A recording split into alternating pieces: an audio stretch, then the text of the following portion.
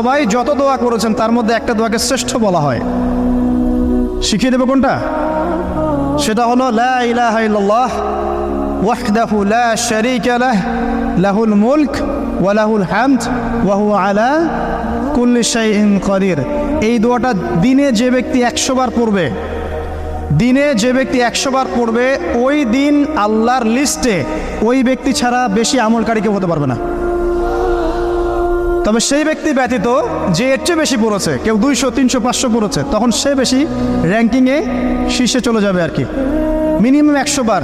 আরও ফজিলত হচ্ছে 100 বার যদি আপনি পড়েন, ওই দিন শয়তান আপনাকে স্পর্শ করতে পারবেন ইনশাআল্লাহ, এবং আপনার আমলনামা থেকে 100 গুনাহ মিটিয়ে ফেলা হবে, 100 নেকি লিখে দেওয়া হবে ইনশাআল্লাহ।